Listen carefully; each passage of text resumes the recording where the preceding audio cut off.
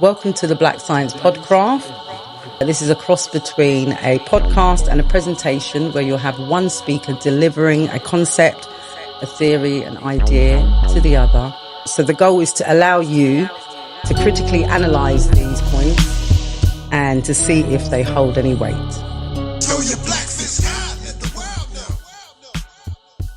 So why black science? So there's a few reasons behind the term black science. Stay tuned to find out. Can damage the view. Like, we're gonna go to our Umar case study, right? So, this charisma and being able to garner attention and just being able to garner like clout long and short about being charismatic, saying powerful things, rage baiting, all these things that we just doing, all these things can give someone this notoriety wrongfully. And if that person is attached to a certain ideal that is positive, right, like Pan-Africanism, I would argue is positive, right? Like a Umar, then you have the problem when it turns out that a Umar is a scam artist. Now, Pan-Africanism takes a hit. Takes a hit. It's tarnished. Anyone thinks about Pan-Africanism, they think about the king of Pan-Africanism, King Kong consciousness, all these things, and it just looks mad. So, yeah, we move. Umar, he was a school psychologist. Everyone's heard of him. Notoriety online after a Breakfast Club interview, right? He got really big, went viral. Has a Pan-Africanist message, and talks to the global black diaspora. He had a school project. He's got the buildings, right? He got 3 buildings, but it's not a school. It's just 3 buildings with some paint on them. Inside of those buildings looks like a mess. 3 abandoned buildings. Have you got pictures of them to put in? Yeah, I'll put some up so they can see what they look like. Yeah. Interviews with people. I realized that a lot of people were not aware of this school. And if they were, they thought that it was actually legitimate and one day it would open. I'm here to tell you, this school is not going to open. He was born on August 21st, 1974 in North Philadelphia. He later adopted the name Umar Rashad Abdallah Johnson, also going by Umar Ifatande Johnson. He often styles himself out as Dr. Umar or Prince of Pan-Africanism. Now, his plans were to buy St. Paul's College in Lawrenceville, Virginia. It was historically a black college, and he wanted to buy it to make this boarding school. Now, what's crazy about this entire situation is, like I said, this whole ordeal started in 2014. He fundraised a lot of money for this. At the time, the fundraiser thing is already a problem because it's like, there's so many different amounts out there. Totally, it is believed he's raised anywhere from $400,000 to $700,000. There's rumors that there's more. There's rumors that there's less. African-centered school based off the principles of Pan-Africanism and international economics. So, of course, getting the building was only the first step. The Moyer Academy structures were rough, okay? They needed extensive repairs. They needed to be code compliant. They had to get the HVAC together because it literally, the building was practically falling apart and still is. It was August 19th. And this is what the school looks like. Colorful ass door. I don't think that was painted, but it looks exactly the same. Wait, nope, they put a gate up. I don't think that gate was there because me and my friend last time, we walked back there. There's windows now. They're no longer boarded up. Okay. Mind you, this is also part of the school.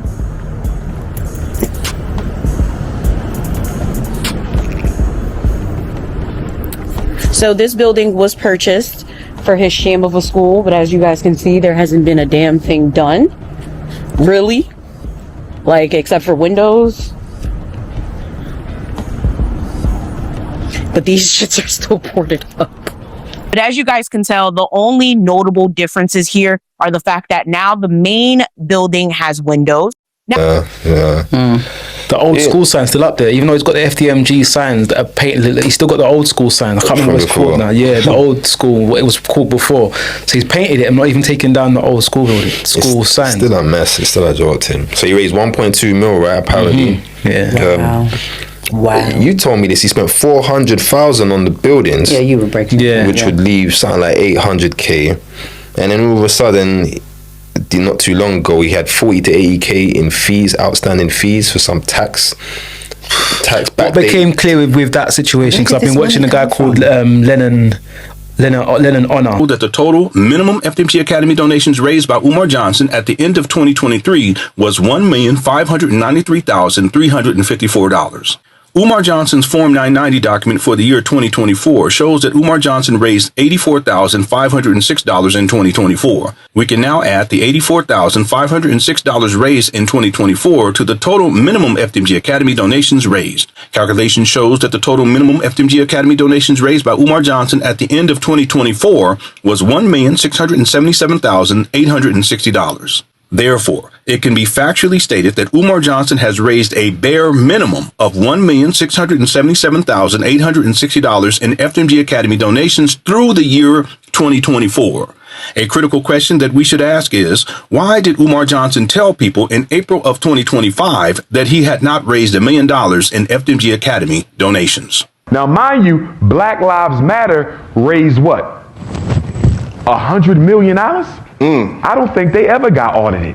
We never broke $1 million. We got audited the year before last, and we had to show them everything. The man was You ain't broke $1 million? Nah, close to it, but we ain't broke $1 million, which is fine. February 6th, 2024 marks the 14-year anniversary of Umar Johnson's 2010 Facebook post where he wrote, promises in 2010 to begin laying the groundwork for the Frederick Douglass and Marcus Garvey Pan-African School for Black Boys, specializing in learning disabilities and disruptive behavior disorders. This will be a private school, and yes, you will pay in order for your son to attend. Grand opening, September 11th, 2013. This is chess, not checkers. 14 years later, and there is still no school. 14 years later, and not one boy has been educated. 14 years later, and Umar Johnson continues to collect money for a school that does not exist. Honor Lennon, and it looks as though the backdated taxes and utility bills have been going on since 2021. So at least for 4 years, he would have known that he owes certain money. I think he had a tax exemption for the first year. Didn't he get the properties in 2022? 2019. Okay. He bought the properties, and I think he had like maybe 6 months of tax exemption, and it's almost like he just said, oh yeah, I've got exemption, I don't have to pay for nothing. And he's gone 4 or 5 years without paying a thing. So it got to a point where Wilmington, Delaware, I think it was Wilmington, Delaware, said, listen, if you don't pay it by the end of September, the 40, 35 or 37 grand, we're going to auction those buildings. Yeah. And I think, I don't know who, but I assume, because he had his accounts frozen, that someone online said that they had offered to pay for it. I saw an offer. I didn't know he took it. Yeah, but I think if he didn't take it, those buildings would have gone into auction in September. So we would have heard that. So we're assuming, we don't know. Yeah, we're assuming the money. We're assuming that someone paid for it. But it was clear at that point that he was unable to pay for it. His accounts got frozen, and it appeared that he didn't have the money to pay for it. Even though it looks like he had maybe 800k left from the purchase of the school building, it doesn't look as though he's been. Okay, and if you guys are not aware, you can also look up the tax forms. And that's what I'm not really understanding about this entire thing. People have been donating to this man for over a decade and never thought to Google the tax forms, never thought to Google what's really going on. They just took his word for it. And that's what I need y'all to understand. Don't take anybody's word for anything. Look it the fuck up. I don't care if it's me. I don't care if it's Dr. Umar. I don't care if it's your mom. I don't care if it's your dad. Look into what exactly people are telling you, because 9 times out of 10, people are going to lie when it comes to something of this scale. It is not hard to look up any nonprofit's revenue, what they made, what came in, what they were using it towards. And what's very funny about literally every tax return I found is everything says 0. It's like expenses 0, zero, but it's like 600,000 this year, 500,000 this year. I don't understand. So you can't tell me you don't got $40,000. You should have $40,000 to pay these taxes. At that point, I was like, nope, it's time to make the video. Keeping up with the bills. And his lifestyle of kind of traveling the world, doing speaking engagements. I mean, I've seen, and then Lennon Honor, I've seen some egregious accusations around him flying women out to hotels, eating out. It doesn't look like, it looks like he's been living a lifestyle way beyond his means with people's money. And I was a staunch defender of his right up until some of these videos was coming out this year. I'm not gonna lie, like I've always thought he was fishy, but I fully believed. I just thought he's just not good at building the school. But I didn't think he was a scammer. I believe He's a scammer. Yeah, I've got an email definitely looks the way. I honestly just thought he was just not a good businessman, not good with money. But his intentions were sincere. Like, he wanted to build a school. He's just not good at building a school. But Umar's full of shit. What happened with Dr. Umar? Get to it, but Friend of the show. I don't believe him. Dr. Umar went on the internet and said, "I'm broke. Send me some shit. They fucked with my Chase account. All my money's disappeared." I don't know what he said. Is that what he does? Like, no, I said, I really don't know what he's talking about. So he didn't say he was broke. He just said that his funds are frozen. Yeah, which is different. Like, okay, that's different. Like, he got, like, someone hacked into his account. Sometimes when the people hack into your account, you can't access the money. They freeze your account. And so right now, the only way he can access money is through PayPal. Yo, all the girls y'all making it a joke. He's saying he's a scammer. Well, he's had countless people offer assistance, like experts in education offer their expertise. His background in Philadelphia comes from kind of these kind of revolutionary Pan-African UNIC schools and organizations. So he's got the network to bring in help and assistance and support where needed. But it looks as though his ego is so large that he thinks he can do it by himself, but it's clear he can't do it by himself. And that's when I had to actually admit to myself, "Raw, you know what? You've probably got no intention of opening this school."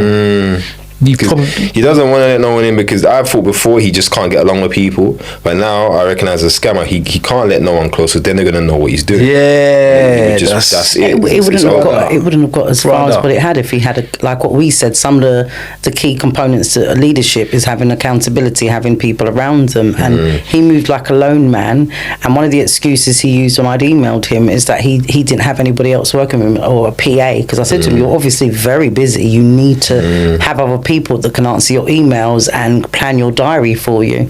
So I thought from then, and that was in 2016 or 17, I said to you, Kings, he's a scammer. He replied back to emails, but he done it very late. And I know he's been over here a few times. And I just think it's us as a community that been funding his lifestyle. So to me, what are you doing with the money? You are accountable. You do need to tell us what's going on with that money.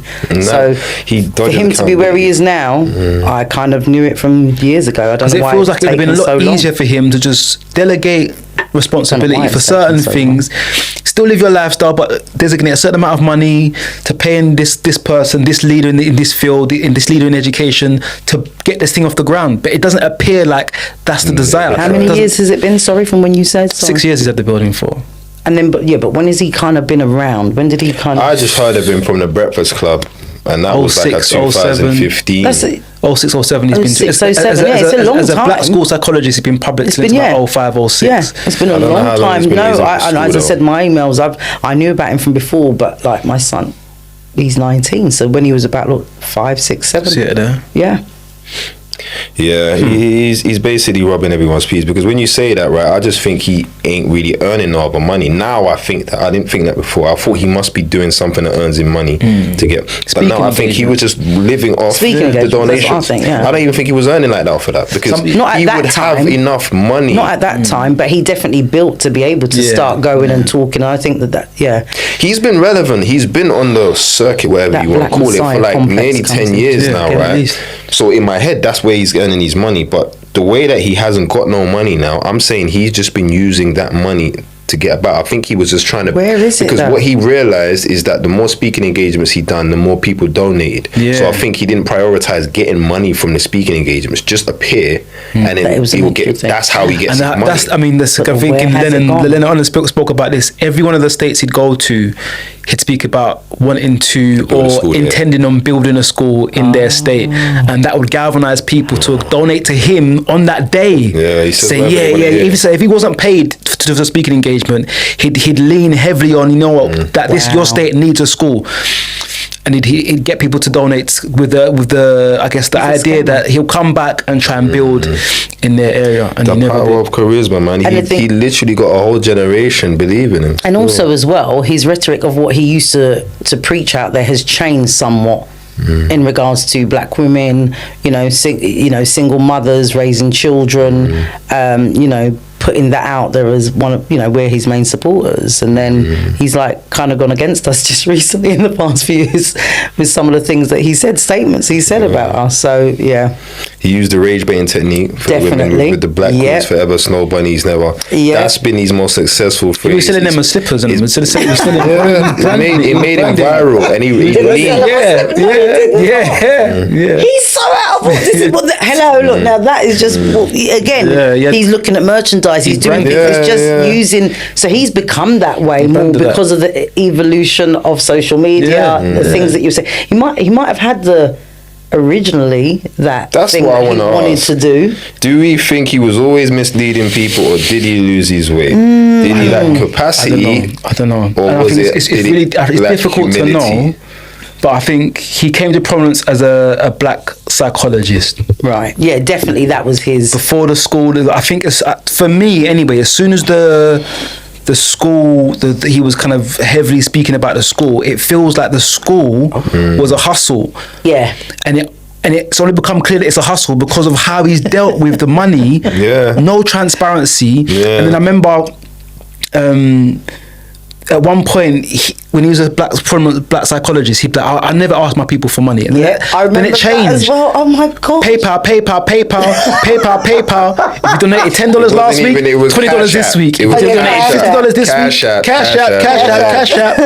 Until that got frozen. Now it's PayPal. Oh yeah. He's just moving. You know what I mean? I think it's difficult to say whether or not he was always. There was rumors in Philadelphia that he was a part of the NAACP and he tried to raise money and he left the state and started speaking not necessarily about black psychology and school psychology, more about building a school, and it was never in the area that he'd come from. So actually, that would be a warning sign.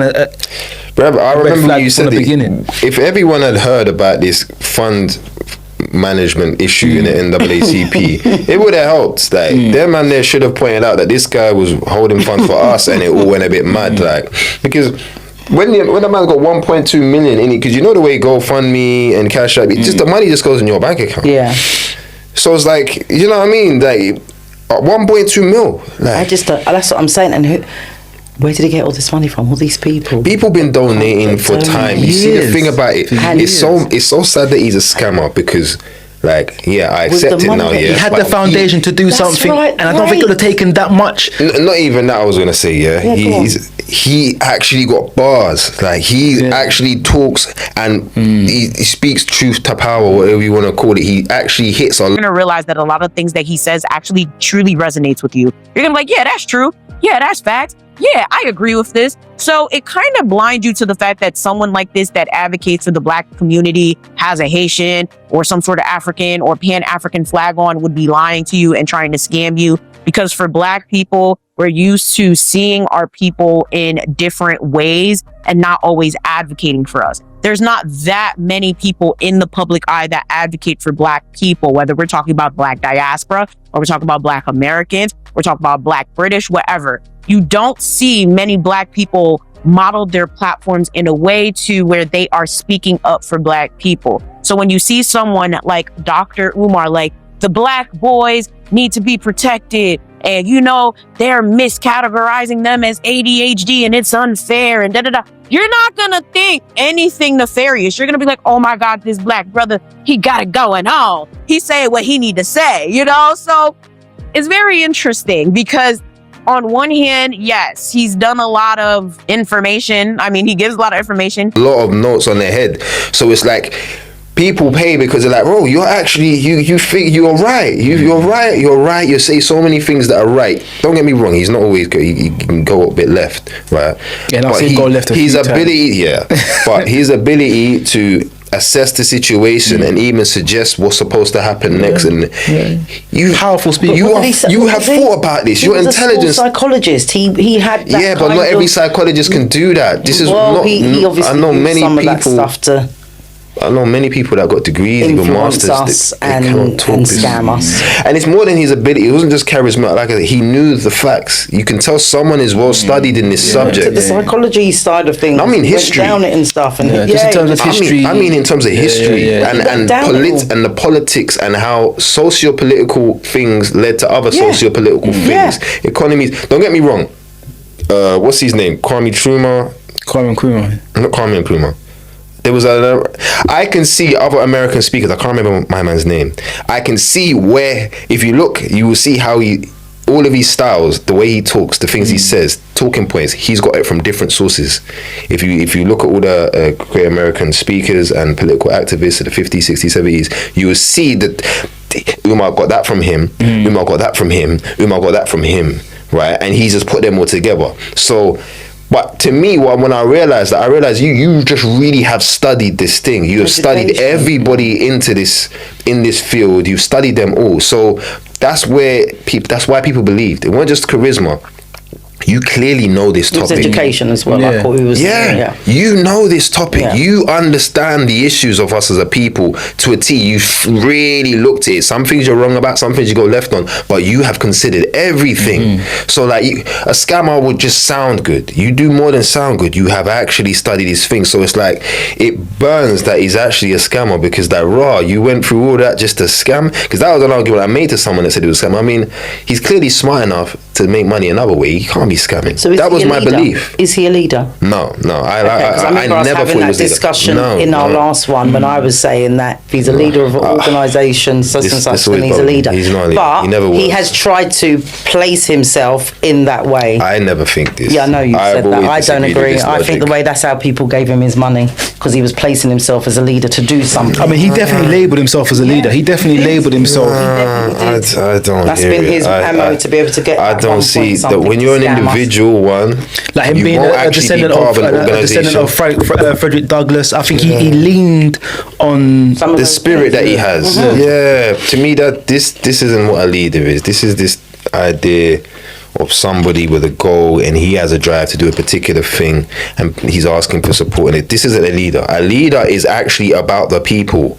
He's not a leader because he's scammed. But let's have it right. If he built a school and he built a committee, I'd have no problem with calling him a black leader. If he built a school, he's the leader of his committee 100%. But he's not doing that. He was definitely a loner all the time. So this is what I mean. To me, he was pushing this example. This is in my most positive conception of Umar. He was trying to build this ideal character of an individual who is willing to sacrifice all his life and time as an individual, knowing full well it might not even work. But I just want to give you an example of what one person who's decided to do for the people can do on his own. Therefore, you guys have no excuse to do something as a group. I thought that in my mind, that was my ideal of what he was trying to represent. He was trying to show, listen, this is what I can do on my own. Right, I'm just here talking, saying what I believe, and then I'm going to build this school. You are helping me, but this is just my conception, and I'm just going to do it. I'm going to try it, and I'm going to be here, and I'm going to spend my life doing it, just so everyone can know, like, we've got no excuse. Because as individuals, I could have just been a psychologist. I could have just been quietly. I've decided, no, I'm going to step into this realm. I even figured he understands that we're not really too keen on this whole, like we've said, we're not too keen on being led, we're not too keen on this unity. So he just wanted to be an example of what an individual could do. This is what I thought. This is my rationale for what. So this isn't a leader. This isn't someone who thinks that people even want to be led. This is just somebody who said, I'm just going to be an example of what. You have to have that goal in mind. You can't let nothing stop you. And even when you feel like you can't keep going, you stay consistent and keep going. 1 foot at a time, you're already farther than you ever will go. That's why they say you only need to take 1 step forward. But if you take a step forward every day and stay consistent to it, there's no telling where you will go. There's no telling what you will accomplish. There's no telling what you will gain. But first you must be dedicated to gaining it. Going there. And making it that far. So I'm leaving you with 2 things, and that's dedication and consistency. I wouldn't say which one you're gonna do, but I need you to do both.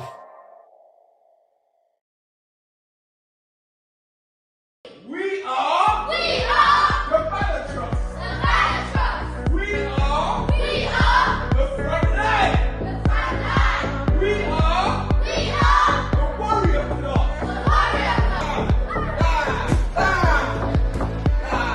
Free.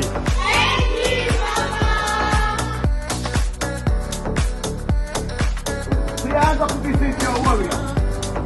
We are the future.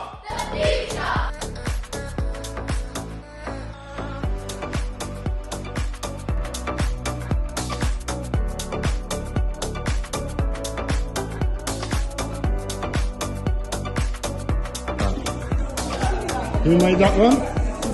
The Star made that one.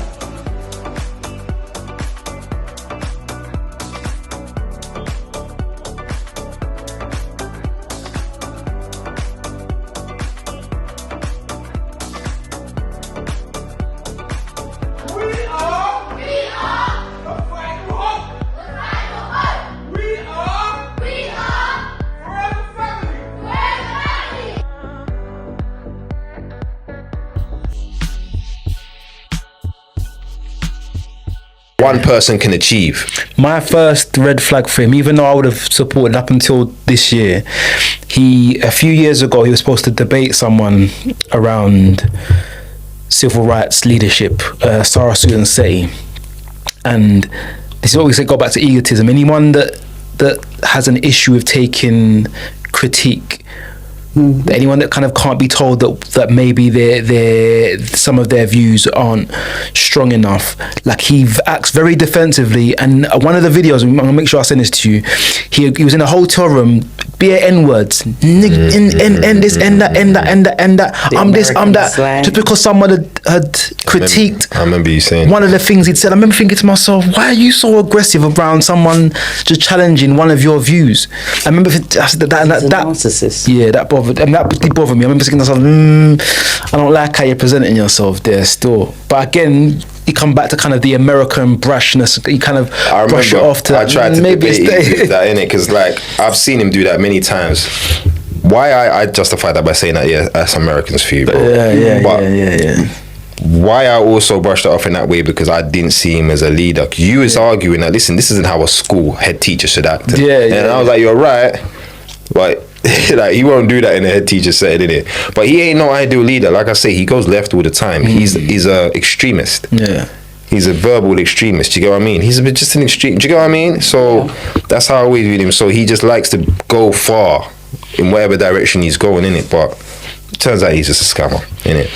Now the main issue is, how does his downfall shape how people view Pan-Africanism? And like we've already said, it does taint it, but for those really, I think it's larger than that though, isn't it?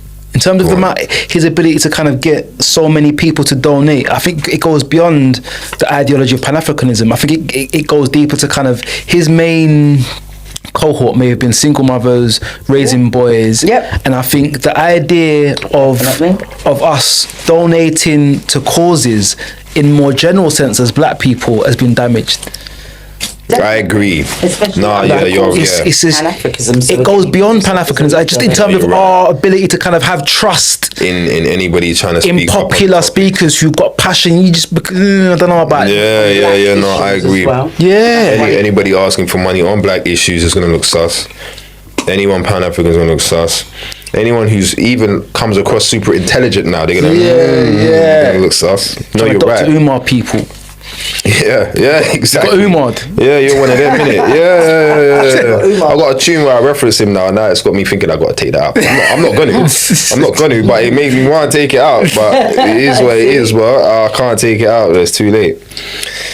So yeah, I mean, he is a good example to lead us onto the problem of the egotistical, person, that egotistical, narcissistic type character that kind of garner all this attention and clout, right? And when it's in terms of being able to safeguard against these type of bad leaders, we need to be aware of these type of red flags, like you say, the lack of accountability and the super defensive.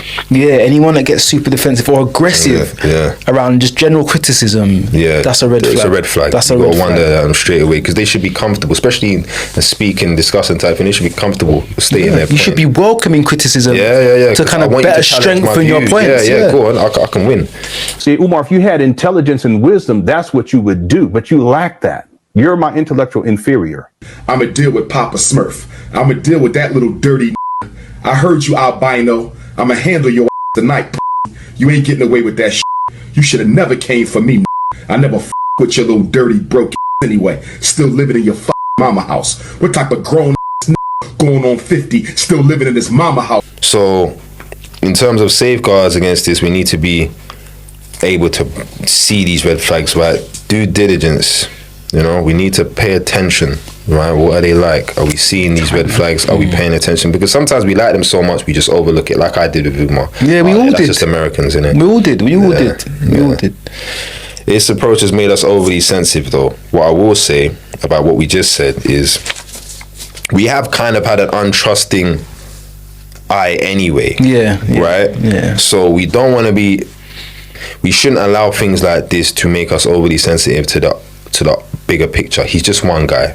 So what? He's a scammer. It doesn't mean anything actually. It might feel like it does, and it might influence some people to think that giving to a good cause or a guy or Pan-Africa, but in reality, it doesn't mean anything, right? So we need to be careful because we can be overly sensitive and overly critical. I think we need to look at him and use him as a good example and be a bit more less trusting and have those things that show us. We was already less trusting though. Because we got the Black Messiah thing, yeah. So we got two parts. We've got everyone's looking for that leader, and then we got the ones that trust less, like me. So then there's got to be a fine balance. Like what we're saying, we've got to look at the things that are make a leader, or what we would view a leader for the better of us as community, rather than just giving these different titles, which is a part of why we're having these discussions, yeah? But yeah, he's a prime example, and I think we need to put him out there as a prime example. Yeah, leadership is a skill set. There's a number of skill sets that you need to be an effective leader. So I think historically some of our greatest leaders have come from religious organisations or strong civil rights grassroots organisations where leadership is taught. You're taught, you go through stages of representing a small group, speaking, articulating small groups' issues, actively achieving outcomes, and then slowly it's a democratic process of actually you're placed in a leadership position because you've demonstrated these qualities. And I think it's difficult now because we've got social media that skews people, because if you look at someone's following, so okay, there's loads of people following there, so you must have some type of credibility. And I think actually credibility needs to come from the network of people around you, what other people are speaking about you strongly. And to really just to rebut that point, there's loads of people that were pushing and co-signing Dr. Umar when he was coming up. Loads of people, loads of credible people were co-signing, but I think as soon as it came back that actually he wasn't taking on not just criticism, but he wasn't taking on any assistance, and there was no transparency about what he was doing. But just on this note, there's a guy called Saint. He's an American guy, African American guy, something Saint, and he's never been. You need to understand the functions of an FBI, of a CIA. Yes, these are intelligence agencies. They're supposed to gather information, intelligence. They're also supposed to neutralize threats before the threat rises up. The best way is to catch the threat in its infancy. Make sure that it never comes to fruition.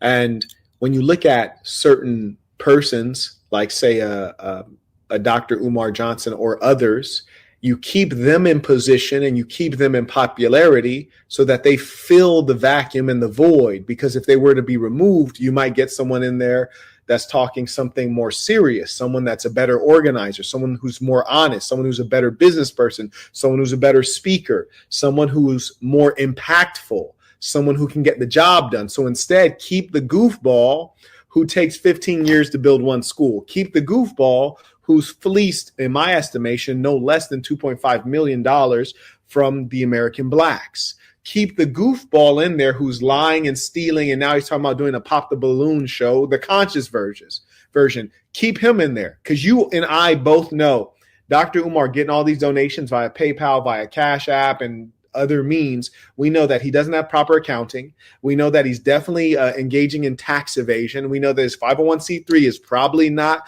being properly managed and documented, and maintaining the standards that government requires of such organizations. We know that money's not being accounted for. Dr. Umar has he doesn't suggest to anyone that he has any proper business acumen, management skills, background in finance, or a strong team with him. So why has the IRS not descended upon him? Why has he not been investigated formally by the FBI? Because he's a part of the FBI. He's a part of their structure. Yes, he's a part of their structure. He is a double agent. He is your enemy. And you might say, Marquez, say it ain't so. I wish I could say it ain't so. Say it ain't so. I will not go. Turn the lights on. Carry me home. Na, na, na, na, na, na, na. I wish I could say it ain't so. But I'll tell you why I must say this. If he was effective, he would have been deleted and marginalized. There's no way in hell you take 15 years to build a school. There's no way in hell people send you millions of dollars and then there's nothing to show and the government doesn't investigate you. This is something the government would investigate unless he's one of their guys. And what can I compare this to? This is like a Sammy the Bull Gravano kind of situation. A fan of Umar, right? Well, not ever. This is what I'm going to say. He's not a fan of Umar for a while now. He's been calling him out as a scammer. He's a very well-known YouTuber guy. He's quite successful, right? You're going to show us him as well. Yeah, I'm going to send you him. Yeah, he's a good. I'm going to put a video up. So he offered 40K when it all happened. He made a whole video say, "Listen, Umar, I don't like you. No, I don't I've seen like that you." video on Avenue TV. Yeah, I think I've seen it. Right. So him. He don't like Umar, but he did donate to the school back in the day. He was a school teacher as well at once upon a time. And when Umar first started, he donated to the school. And what he says on the note, but unlike you, what he says on this, right, is he doesn't regret donating at all. And he doesn't, even though he's not a Pan-Africanist, he's not really Pan-Africanist, he thought the school needed to be done. It was a good idea. That's why he supported it, but he's not a Pan-Africanist. He thinks that actually he still respects the idea and anybody who supported the idea shouldn't feel bad because you just wanted a good thing to happen. And we should still be open to trusting the chance that this could happen. So, you see not somebody trying to... the leader.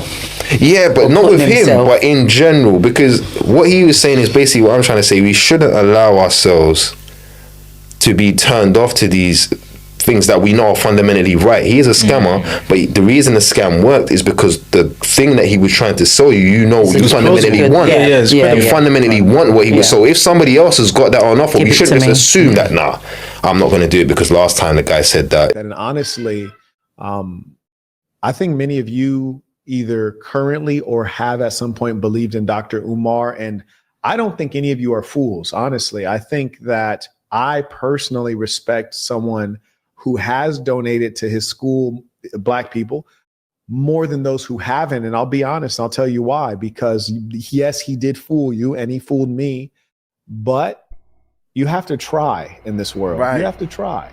Right. We can sit back and complain about Black folks. But you donated to what he was saying out of his mouth. You donated to the cause. Now you donated now God going to deal with the person that took all the money and said, I ain't doing nothing I said I was going to do. I'm going to take this money and fly to Africa. God going to deal with that person. But you donated to the cause and the building of the school. Complain about white folks, but to take action, whether the action is you directly doing something or funding those who are doing something, that's big and that's hopeful. And so I respect those people way more than the cynical people like, I didn't even believe, I never donated. It's like, well, this means that you're just not a person that's trying to help. You're not trying to be a part of the problem. Sometimes we get tricked. I'd rather get tricked trying to do the right thing than to just sit on my butt and not do anything.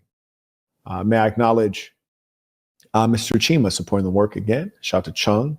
And he was a lie. Do you get what I mean? So the safeguards, I don't think any of us should be donating to one individual. It should be a brand or a company, organization, those can still be, a network. They can all still be scammed, but I think in terms of red flags, you're a lot easier to be scammed by one person that's not accountable to anybody in their brand or their organization apart from themselves. I think what you said is the best one a second ago is the background. You can see what they've done already. If you've got nothing, like the background of my man is that he's coming NAACP. Right, so he had nothing to go from nothing to building a whole school with a whole new curriculum in a whole new area with millions of. Did he fully build the curriculum? No, exactly. This is what, that's what it was all reliant on. There should have been some time scales. There should have been some, when you're full planning. So much was required to get to what people were donated from someone who's never done anything remotely like that. He didn't even do a Saturday school. Yeah. So you've gone from no school. Yeah, you've gone from an online school, right? There's so many different levels of doing something similar that you could have done to show that you were accomplished, but nobody cared because he spoke so well. We threw that out the back. But I think. But I feel like no competency. He demonstrated no competency, and this revelation of everything, and actually knowing as well and having it, but it's actually come to pass, and that is so much money that could have done the community good with that pure idea. You know, I'm so annoyed with him. And then on that shows that his mum, I think, has got multiple sclerosis, and he lives in a dementia. Dementia. Oh, is it? Yeah. Has he been looking after her then? Maybe? Supposedly, he has a whole thing. Because when he first come out, it was like, we need money for me and Mama King Kong Consciousness to look after us for the next couple of weeks until they unfreeze my account. Yeah, it's a sad thing, but I think that is like the background is key. That if you're asking for money to do X and you've never done Y or W or nothing, then what the hell, bro? And again, scale. If X is a small thing, if you've never done nothing but you're only asking for some money to do something small, that looks that it could be within your capacity. I can see how even I could do that. Then that makes sense. But building an entire school with no background is wild to believe that like, as much as I did kind of believe in him, I always kind of doubted it. I never donated that. Part of me always thought, bro, it's a bit, let me wait and see, because it was just it was wildly huge what he was trying to do,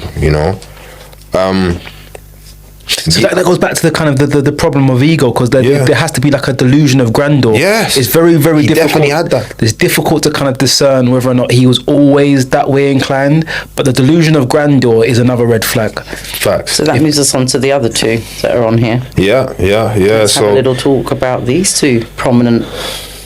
I mean, they kind of had a similar strategy. Dr. Malachi York, he had a whole cult behind him, But Tamarin Atlanta, he built something. He did actually build something, and there was... Who's Tamarin? Is that what his name is? No, Tamarin was the location of Dr. Malachi York's, I guess, compound. Okay. Where he kind of pyramids, he had schools set up, people were selling... books, and there was kind of a certain quota that people had to kind of reach in selling the so the he books. had some sort of structures and bits. So things were happening in terms of kind of comparing him with Dr. Umar. He'd achieved something in terms of he'd got a certain amount of land. There was Ansar Allah community he had before that. I mean, he'd run, I guess, quasi-religious organizations prior to kind of the Nuwabians. He had the Ansar Allah community, which was kind of a Islamic movement. He had that in Brooklyn before they moved to Atlanta. But he had a huge community in Atlanta. But the kind of sexual exploitation of the people when they got there had been rife, and it's kind of a lot of people or women, men and women. I heard it was all sorts. Kids. I think the charges. I don't know if it's true. The actual charge was kind of transporting minors over state lines. So he wasn't actually charged with kind of any kind of rape or sexual exploitation. The same way that Brother Polite has been. But the rumours and the stories of couples going up there and men losing their women, like women were told to kind of report to him at certain times, and those have been going on years before the charges. I mean, I think I ended up getting 138 years for trafficking children underage. But I think the amount of faith, I mean, he placed himself as a not just a master teacher, but almost like he positioned himself as a messiah. So if you look at some of these books, he always puts himself in the kind of position of the messiah, where people that still follow Nuwapians or still follow the kind of the doctrine will view him as not just a master teacher, but some kind of messiah, prophet type. And I think that's a red flag. I want to say congratulations on your new title as Imperial Grand Potentate. Can you tell me what it means to us as Nuwabian people? I wouldn't say it means anything as to Nuwabian people per se, but in the Masonic world, after you finish traveling, if you make the decision that you want to go over into the shrine and cross that desert, then you do that. If you want to stay there and climb higher and higher, then you take on different titles, depending on what you do for the shrine. And the people, I'm more concerned with the Afro Masonic lodges and the Afro shrine, because there is a split in Freemasonry between the whites and the blacks, and they have the whites have blacks pledging to them, when in actuality the first Freemason was Nimrod, son of Cush, Ethiopian, and they should be getting their charters from us. So I'm barely here to set the record straight, and I think it's time for Freemasons, I think it's time for us to come forward, because we're getting a bad name because of things that Caucasian Masons are doing, like Albert Pike and Albert Mackey and them, with their books Moral Dogma, where they give praise to Lucifer, and now Freemasons worldwide are being thought of as satanic and all that. And I think it's time for us to step up and let people know what we're allowed to let them know about our fraternity, right? But to set the record straight. You know what I'm saying? Okay, fine. Thank you. That's definitely a red flag. that whole logic is problematic. Humans have this propensity to idolize somebody that is actually helping them in this way. So that happens. But yeah, I've met a few of these people online, and the way they defend my man, say it's all a conspiracy, see him as a master teacher, prophet, messiah type, all these words. They really love this guy. I'm not gonna lie, I don't actually know the ins and outs of his case. I don't know if the ins and outs of what he'd done and achieved, like, so whether it was just his charisma or whether he was actually teaching them stuff that, because all the teachers I've had, I'm not gonna lie, from Malachi, the ones I've seen on YouTube, I do think a lot of it's nonsense. That's just my opinion. Yeah, some, I guess, the more space related. Yeah, you know, I'm like, bruv, whatever, man. I'm not hearing that. He relates it to spiritual principles and truths that are fundamentally true about human psyche, soul, whatever you want to call it. And this is where I think he hooks people.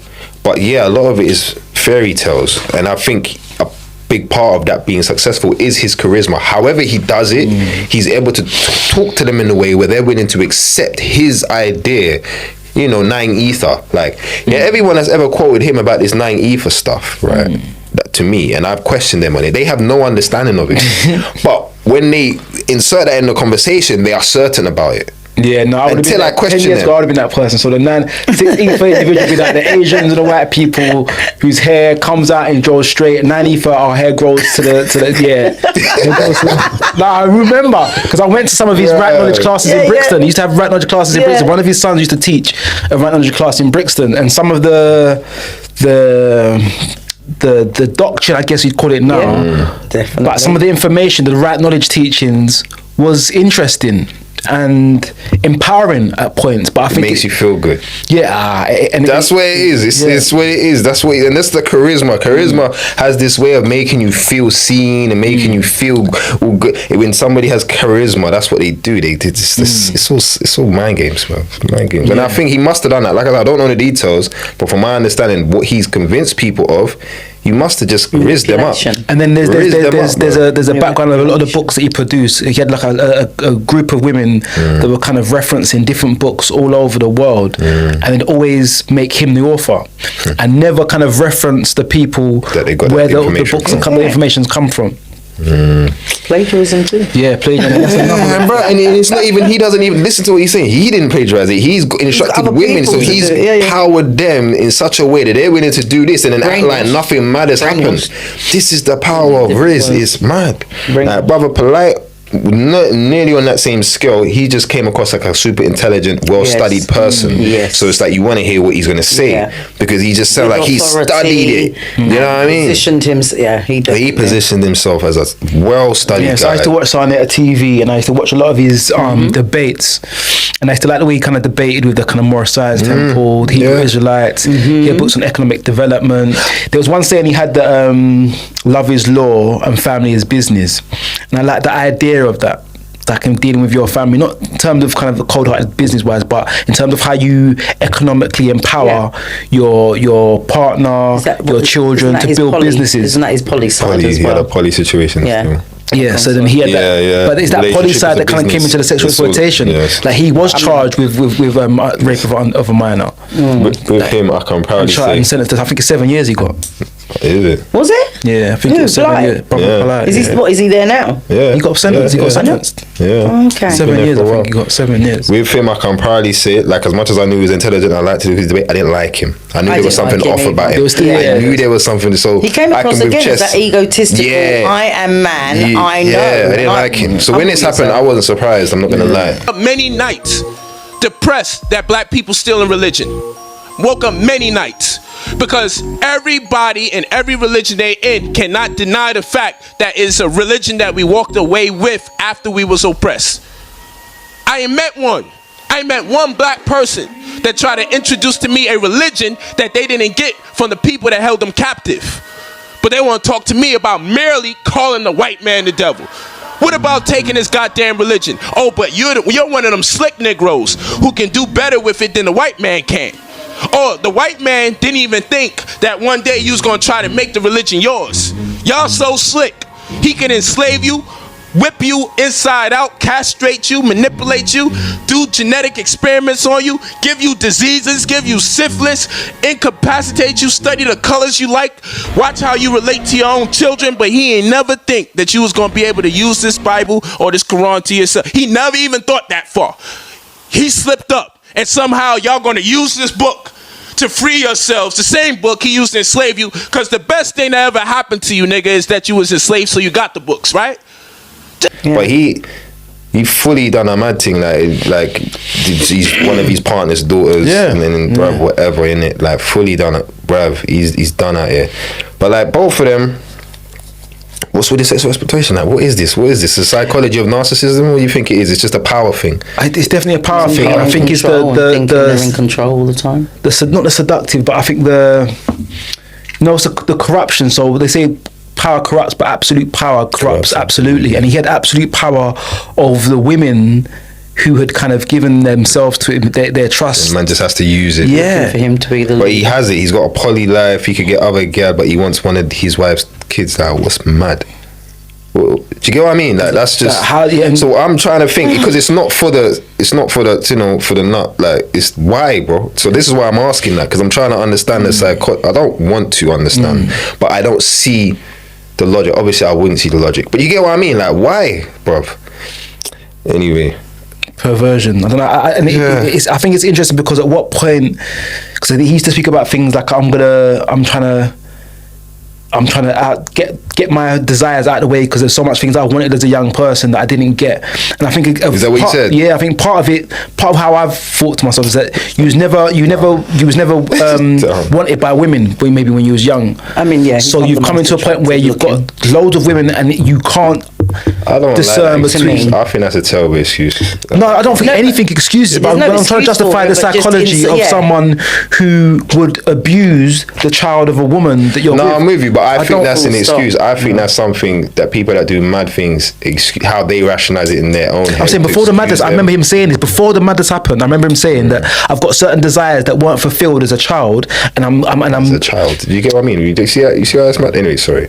I'm saying, obviously, as a child, he was weird necessarily already. Towards that side of it, but just generally as a grown-up boy, he was ugly to a lot of people, clearly, and he had to fulfill his ego. When he said desires, you're speaking about kind of the way he spends money, because he lived a lavish life. He kind of the cars. That's right. Made sure his wives were all looked after. He made it clear that he wanted the lifestyle to be as important as kind of the work. And I remember that. And it used to piss me off as well. I don't know. Because I just thought it was a bad representation of what somebody that's conscious, because he's pushing himself as a conscious is supposed to do. I didn't like that. Yeah, super materialistic. I didn't like that's where Naba's saying it came from, because of things that he. When I say desires, that's what I'm speaking of. He's the materialism that he kind of exuded. I just think this is him trying to rationalize it, right? Because he's got an audience that are trying to respect him intellectually, so he's trying to rationalize it in the way that they can just relate to it. But really, you're just like I don't know, man. I just think it's a good excuse. Just sounds sick. Good. Sounds good, innit? Sick. All right, so check out the Ndinkra Symbols Connect the Dots Drawing Book series. We have 4 books in the series, all with 33 Ndinkra symbols turned into Connect the Dots puzzles. You have the name of the symbol, the phonetic spelling of the symbol, the meaning of the symbol, and the proverb attached to the symbol, because they usually have one. You can catch them all on Amazon. Enjoy, fun for the kids. Polarising Boot Camp is a program we've created for 8 kids, secondary school kids preferably. And basically we teach strength and conditioning, we teach boxing, fundamentals, meditation, which includes breath work and mindfulness, and nutrition. We just teach them some things that we had to learn in later life, and it would be nice if someone had told us a bit earlier. Now, it's a community funded program, raise money to run this and pay for this. We give them a whole bunch of kit. They all get some gloves, they all get wraps, they all get a medicine ball, exercise mat, skipping rope, and they all get a resistance band. They even get some more stuff from sponsors that have supported this boot, and it's all done in Brixton Street Gym, the original sponsor. If anybody's interested, please get in contact, pypbootcamp@gmail.com if you want to try and get involved in the next one, because we're going to keep running this. try and keep it a distant program.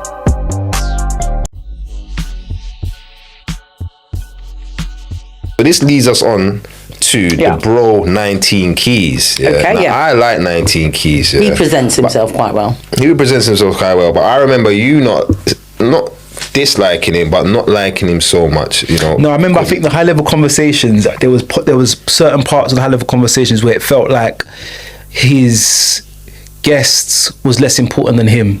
And I think I wouldn't publicly say that I dislike him because I think it's powerful what he's doing.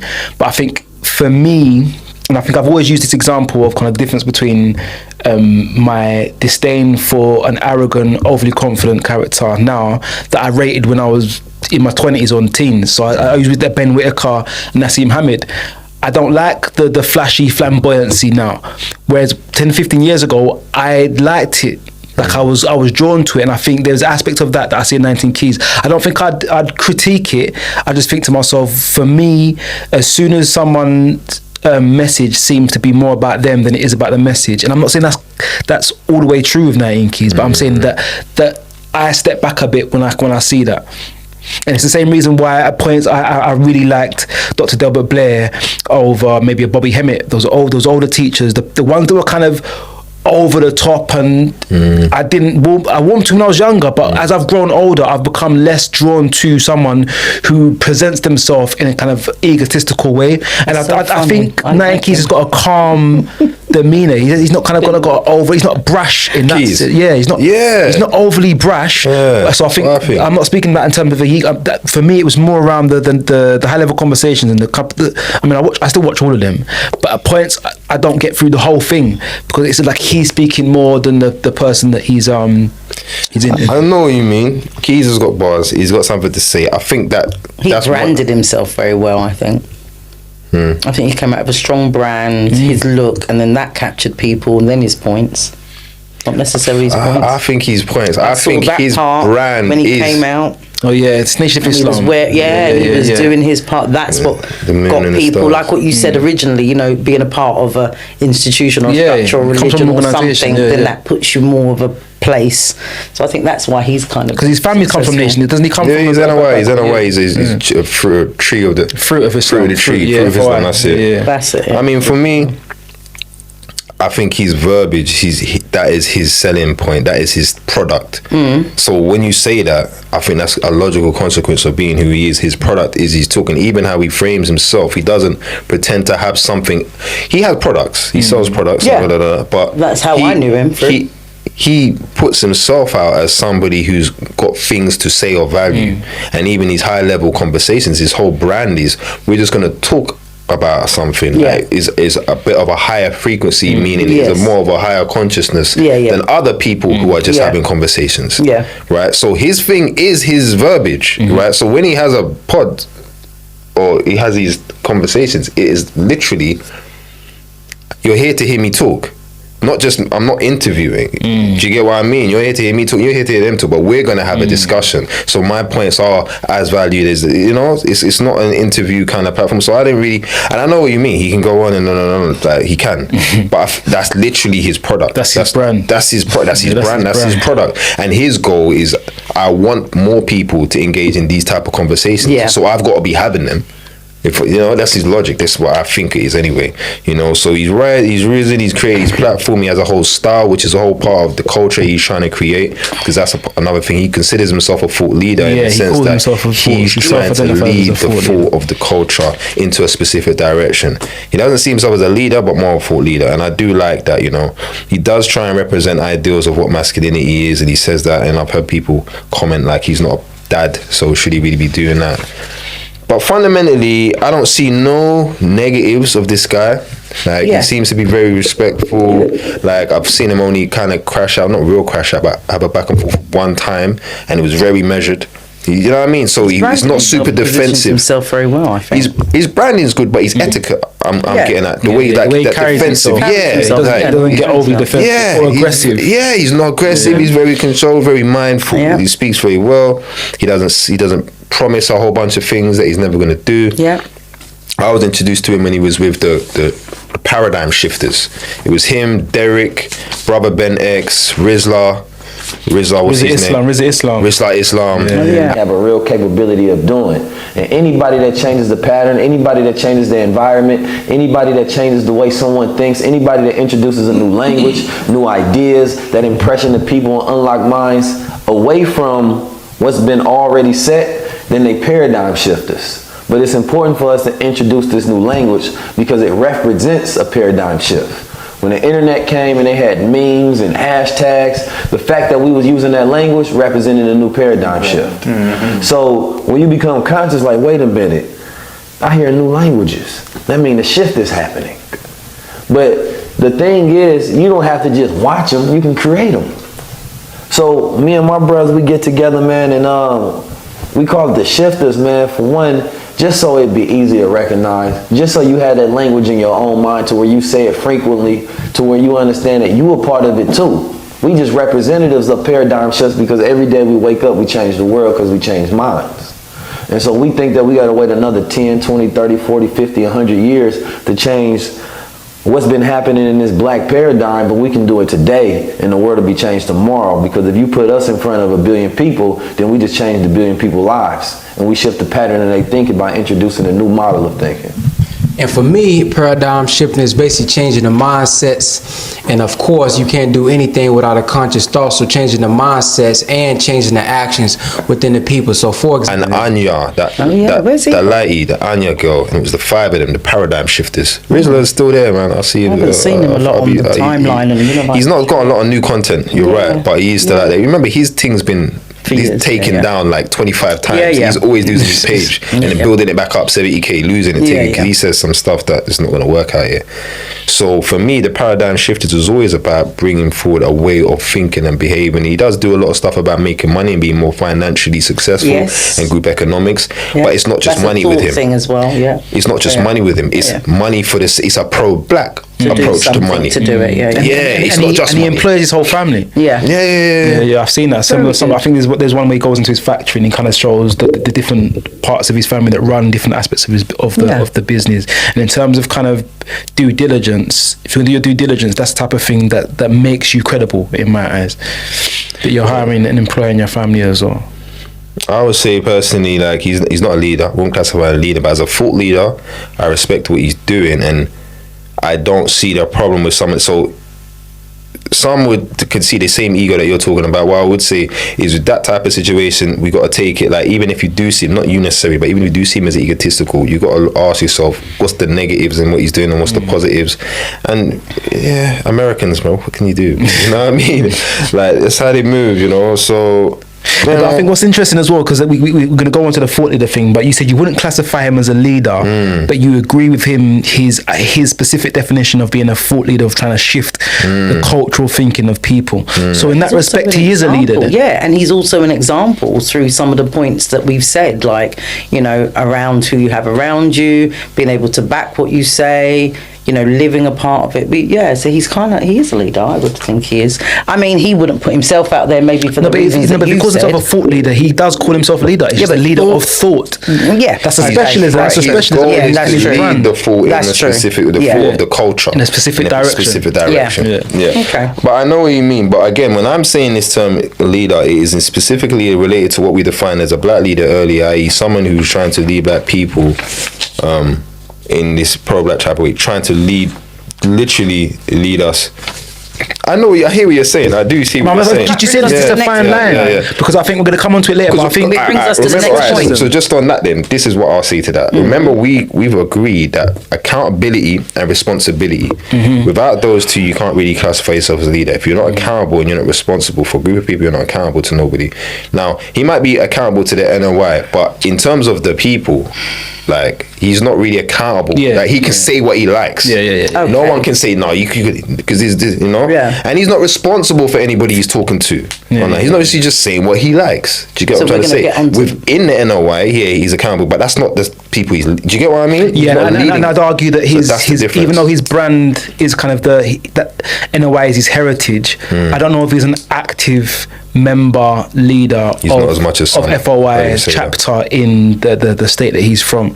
So in terms of kind of, he's probably less liable for the NOI to say, you know what, you can't say that, or that's like take that down. I doubt that's kind of his. He said many times. He says certain things that he's not taught in the NOI. He studies things that are not part of his NOI teaching. Do you know what I mean? He's not anti them or anything like that, but he's definitely outside the realm of what they teach. So we're going to get onto the, defining leadership more clearly. I know you've just spoken about all those different leaders or thought leaders. So we're going to go through it a bit more and define. Yes, please. For the sake of it. Okay, so leader versus thought leader, right? A leader has responsibility over a group of people and is accountable to them. So that's what we just pointed out. Yeah. Now, thought leader doesn't have those two things. So that's one thing, right? Now, there is a definition of thought leader. The dictionary definition of thought leader is a specialist in a particular field. He's like the go-to guy in that field that people refer to understand things. So that's like a guru. You use that term. That's like a guru. A guru of fitness would be a thought leader. See, in that respect, then 90 Keys would be a thought influencer as opposed to a thought leader. Then agreed. He's not a specialist in no particular field, but he's trying to influence the way people think, and that's what he really means when he classes himself as a thought leader. So this is kind of the difference between a leader and a thought leader in this context, right?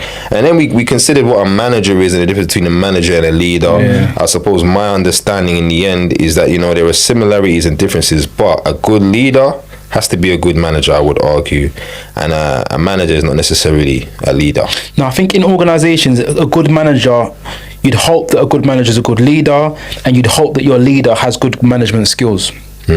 Definitely. So I think a leader inspires a vision and motivates people towards a long-term goal, while a manager plans, organizes and controls resources to achieve short-term, medium-term objectives within existing systems. So I think both of those kind of brief definitions, you'd want your leader to encompass those characteristics, those attributes. Yeah. But I think thought leader, skill sets, an individual company recognizes leading authority. Again, I think it's debatable whether or not you can say they lead, but I think you're right. You have to have a specialism.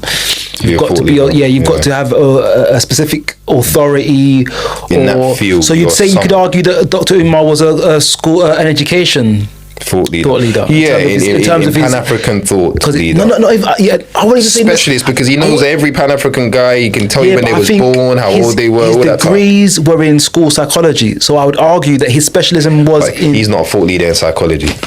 He's not a go-to guy in psychology. In terms of the specialist. He has a specialist skill set in terms of the layman, but in terms of psychology, he's not the go-to guy. He learned from whoever the go-to. Yeah, he's not the guru of psychology. Do you get what I'm saying? He's not the specialist out of the because when we say specialist in the sense, we mean out of a group of psychologists, one of them is a thought leader, not all of them. Yeah, the one that everybody admires or respects or goes to. I think he'll be a thought leader in terms of psychological development of the black boy. There you go. There you go. The that makes sense. I don't think that Michael pick you up a bit. I think he was definitely a thought leader in that respect. I mean, he defined himself as a kind of generic, hark back to the generation civil rights movement. But I think when we kind of assess people's qualities. So I mentioned Aris Latham, Robin Walker.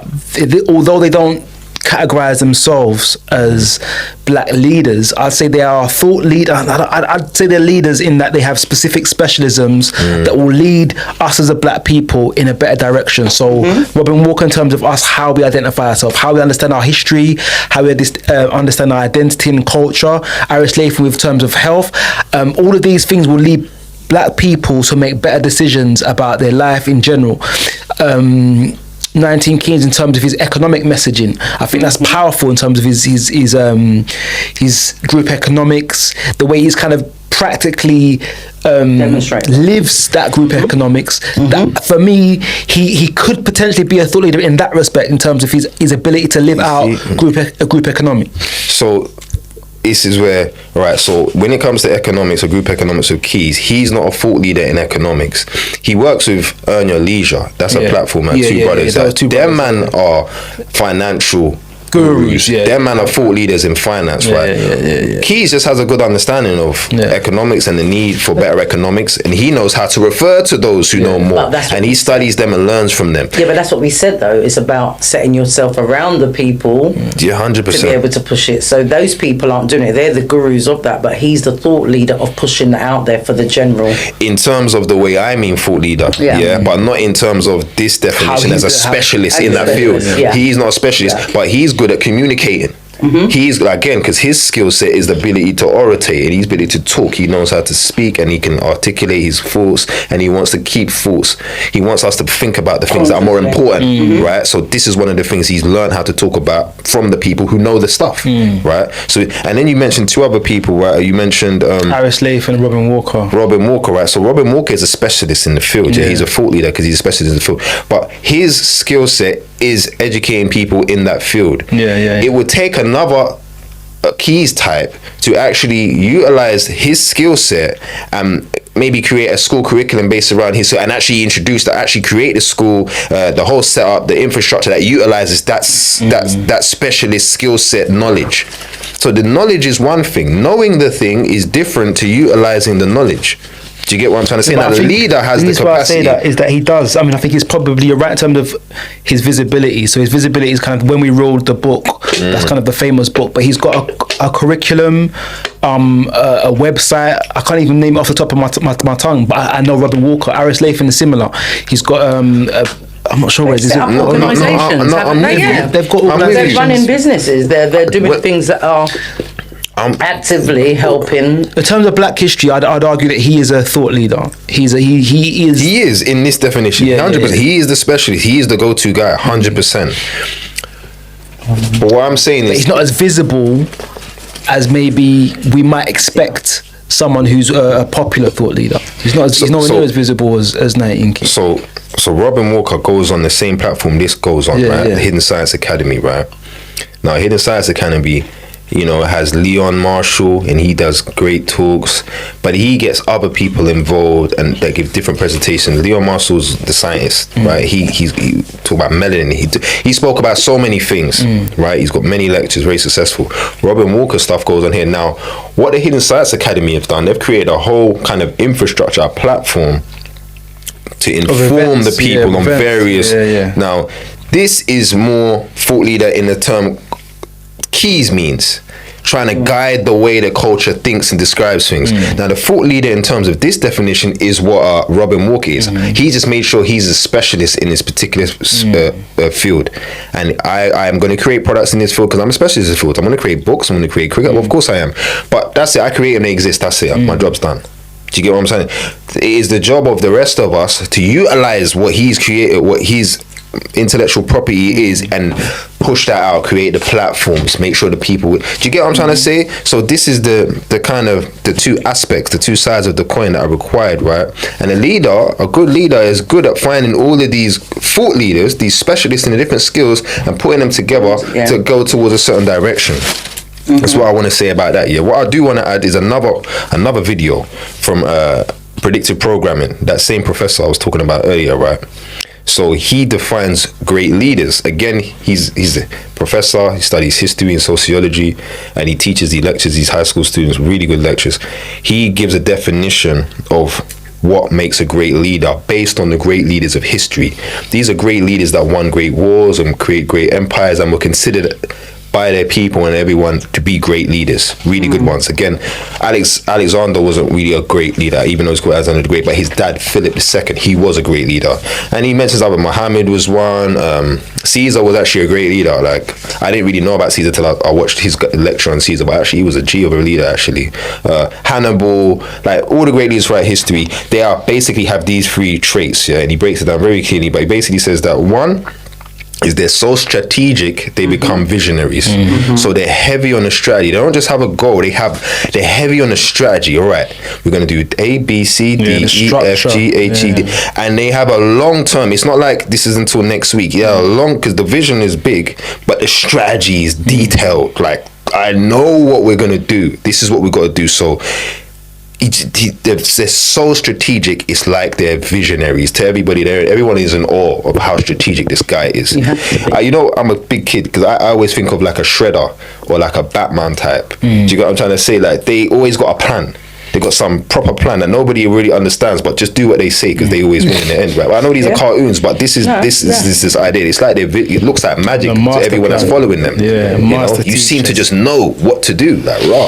So they're so visionary, they're so strategic, they're like visionaries. 2, they're so innovative, they become revolutionary.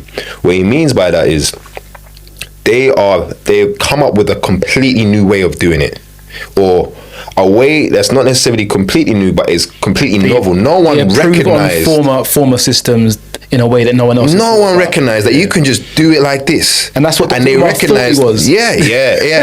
and everybody recognizes that raw. This is basically, you got to throw out the old way of doing things. I know you got to throw out the old way of doing things to do it the way you're trying to do it now, right?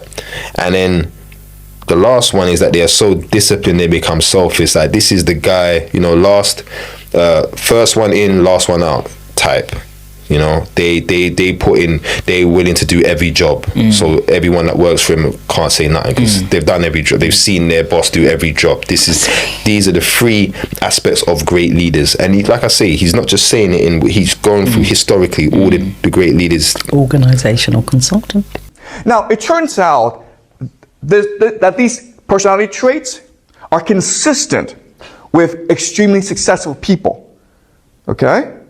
So when we study other great leaders, for example, Genghis Khan, Muhammad, then we will recognize they all share very similar personality traits.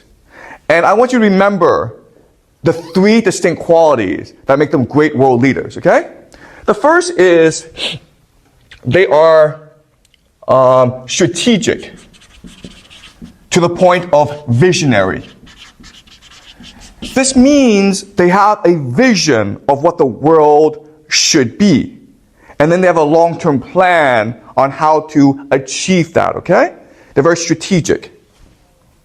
The second thing is they are innovative to the point of revolutionary. Okay? So what they understand is if you want to change the world, you must destroy the status quo. You must change the way society is structured, okay? And they're willing to do that, even though they know it'll be a very bloody process involving lots of wars, okay? That's the second quality that they have that's different from everyone else. The third quality is they are extremely disciplined to the point of selfless. Okay? They are fanatical and obsessed with achieving their vision. They won't eat, they won't sleep until they achieve their vision. For them, it's all about achieving the vision and the greater good as opposed to personal happiness. Right? Does that make sense? So this is a pattern that we'll see over and over again where the great world leaders that have changed history forever have possessed these 3 distinct qualities that make them unique of their time, okay? And so Genghis Khan, Muhammad are 2 examples, but also like Napoleon and Julius Caesar, okay? Basically all the great world conquerors in human history. Go through all the great leaders in history and you see that they all have these 3 traits. So fundamentally, this is what we should be looking for. To some degree, we can all see the logic in having these 3 traits in a great leader. Yeah, and I think that sums up that, you know, I would just want to add, we are in the era of the influencer, where people, you know, have followers of an ideology without responsibility and without actually leading. That is the area that we are in, right? And we got so many people that kind of, you know, Andrew Tates, the Charleston White, the Kevin Samuels, the Charlie Kirks, all of these people, you know, Candy Sowers I mentioned earlier, all of these people say stuff, people like them, people follow them, they get all this attention, they have no real responsibility, they have no real accountability, they just say stuff and it garners a whole bunch of attention, and now they have a lot of influence because they've done this, right? So this is the area we're in. And, you know, I want to give a video of all of these guys, and because because it's dangerous, really, because these guys get a lot of influence and they say some wild stuff. Andrew Tate says some wild stuff. He's like, white people are being genocided because of immigrants. He's white people are being genocided, bro. That's what's going on now when Muslims are coming. White people is crazy. Charleston White, he said, like, I can't wait for slavery to come back. Like, it's wild, bro. Wild. Kevin Samuels used to love, like, being triggering. He that was his whole style. I understand it, because he was trying to be this bad cop type logic, or devil's advocate type logic. But one thing I know about him is, particularly when it comes to black people or black women, he wasn't really pro-black. He's like the person I was talking about earlier that might be pointing out a truth, but he's actually malicious. Yeah, it sounds like he's got an underlying disdain for he's malicious. He don't really like him. So I don't want to hear you say it, because I can tell you're not really trying to do this from a place where you're trying to help. You're just trying to, it's distasteful. It's and, like a black woman broke your heart. And this is just wherever it is, man. He might just be self-hating, and that might never even happen. But he's just better in it. And then there's Charlie Kirk. Like, I don't really want to talk too much about him because I don't really care. But we all know the kind of rhetoric he was into, and people love that kind of rhetoric. And it's just about saying wild stuff, as far as I'm concerned. But people that like that, people love that, innit? And all these types, they get a lot of clout, they get a lot of influence, which does give them the sense of leadership. But they're not leaders. No.